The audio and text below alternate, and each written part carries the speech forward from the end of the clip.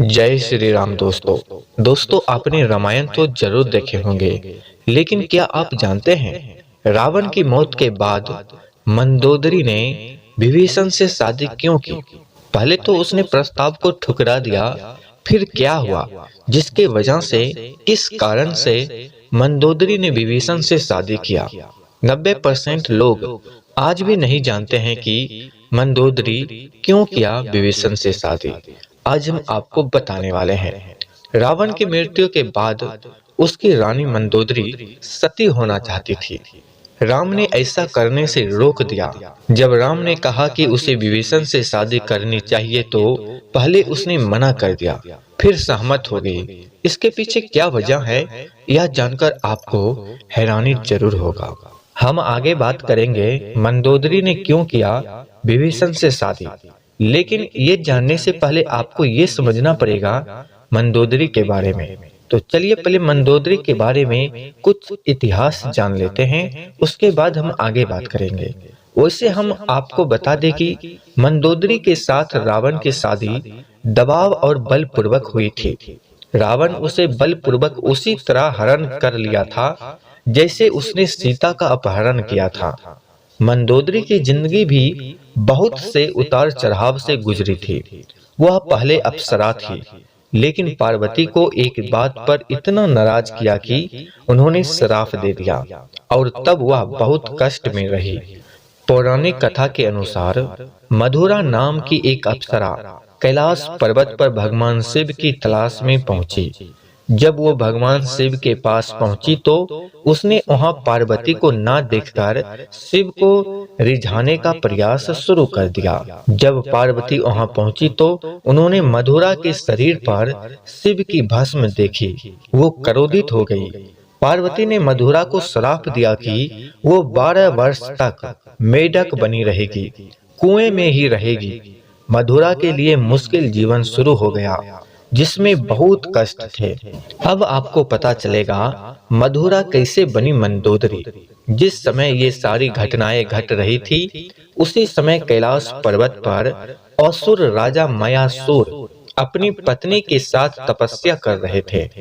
दोनों एक बेटी की कामना के लिए तपस्या कर रहे थे। 12 वर्ष तक दोनों तप करते रहे। इधर मधुरा के श्राप का जब अंत हुआ तो वो कुएं में ही रोने लगी। सौभाग्य से असुर राज और उसकी पत्नी दोनों कुएं के नजदीक ही तपस्या कर रहे थे।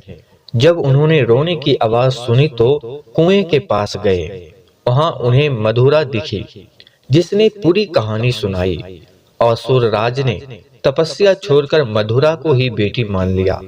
मधुरा का नाम बदलकर मंदोदरी कर दिया गया। महल का जीवन और रावण से मुलाकात अब आपको पता चलेगा कैसे हुआ। असुर राज के महल में मंदोदरी को राजकुमारी का जीवन मिला। वो नई जिंदगी में बेहतर खुश थे। इस बीच उनकी जिंदगी में रावण की एंट्री हुई। वह मंदोदरी के पिता मयासुर से मिलने रावण पहुंचा। वहीं उसने मंदोदरी को देखा, मोहित हो गया। उसने मयासुर से मंदोदरी का हाथ मांगा। मयासुर ने प्रस्ताव ठुकरा दिया। जब क्रोधित रावण मंदोदरी का बलपूर्वक अपहरण कर लाया, दोनों राज्यों में युद्ध की स्थिति बन गई। मंदोदरी जानती थी कि रावण उसके पिता से ज्यादा शक्तिशाली शासक है, लिहाजा उसने रावण के साथ रहना स्वीकार कर लिया। मंदोदरी का चरित्र रामायण में बहुत नैतिक दिखाया गया है। जब रावण ने सीता का अपहरण किया, तब मंदोदरी ने इसका जमकर विरोध किया। वह रावण को ये समझाने की कोशिश करती रही कि दूसरे की पत्नी का अपहरण अपराध है। रावण नहीं माना। आखिरकार राम के साथ युद्ध में रावण की बुरी पराजय हुई। वह मारा गया। मंदोदरी विधवा हो गई। जब रावण की मृत्यु हो गई, तब मंदोदरी ने कैसे विभीषण से शादी किया, चलिए अब आपको पता चलेगा। रावण की मौत के बाद भगवान राम ने मंदोदरी को विभीषण से शादी करने का प्रस्ताव दिया था।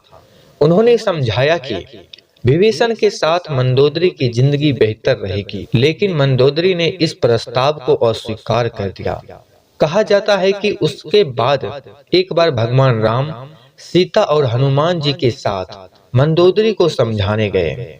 तब ज्योतिष की प्रकांड विद्वान मंदोदरी को महसूस हुआ कि धार्मिक और तार्किक तौर के साथ नैतिक तौर पर देवर विभीषण से विवाह करना गलत नहीं होगा।